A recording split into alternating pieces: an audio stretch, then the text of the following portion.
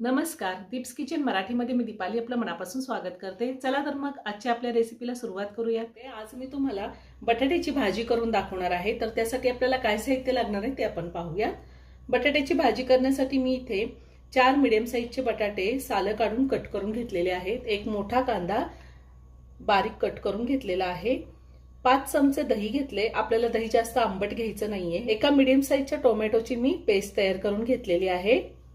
अर्धा चमचा हळद, 1 चमचा माझा घरगुती कांदा लसूण मसाला, 1 चमचा बेडगी मिरची पावडर घेतलेली आहे, 1 चमचा आलं लसणाची पेस्ट, 1 चमचा धने पावडर, 1 चमचा किचन किंग मसाला आहे। किचन किंग मसाला नसेल तर तुम्ही गरम मसाला वापरला तरीही चालेल। थोडी कोथिंबीर, चवीनुसार मीठ आणि फोडणीसाठी आपल्याला 1 तमालपत्र लागणार आहे, 2 हिरवी मिरची घेतली आहे, 2 लवंगा, 2 मिरी, 1 दालचिनीचा तुकडा, 2 हिरवी विलायची घेतली, 1 चमचा कसुरी मेथी, 1 चमचा जिरे घेतलेत आणि भाजी करण्यासाठी आपल्याला तेल लागणार आहे। मी बटाटे घेतले, त्यामध्ये हळद घालतेय। आपल्याला पावडर मसाले आधीच घालायचे आहे।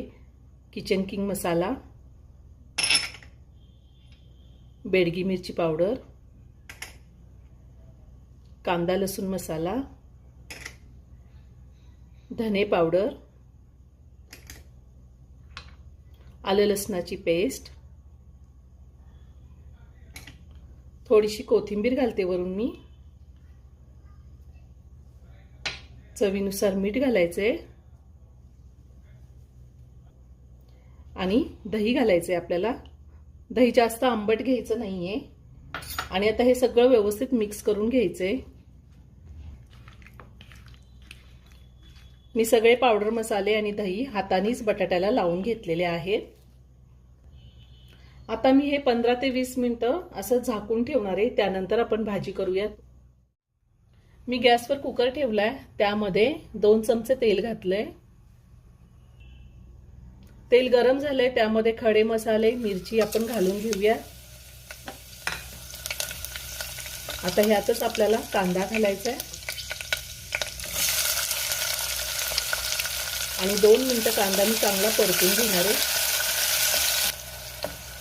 कांदा थोडा ट्रान्सपरंट झालेला आहे। आता आपल्याला ह्यामध्ये टोमॅटोची पेस्ट घालायची आहे आणि टोमॅटोची पेस्ट सुद्धा मी 2 ते 3 मिनिटं चांगली परतून घेणार आहे।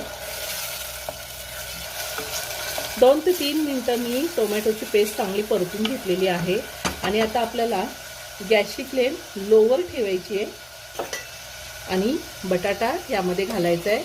आपण बटाट्याला दही लावलेला आहे, दही फाटण्याची शक्यता असते, त्यामुळे गॅसची फ्लेम लोवर ठेवायची किंवा तुम्ही बंद केली तरीही चालेल। 2 ते 3 मिनिटं मी व्यवस्थित परतून घेणार आहे, म्हणजे आलं लसणाचा कच्चा वास निघून जाईल। साधारण 2 मिनिटं झालेली आहे, मी व्यवस्थित परतून घेतलंय। आता आपल्याला त्यामध्ये पाणी घालायचंय।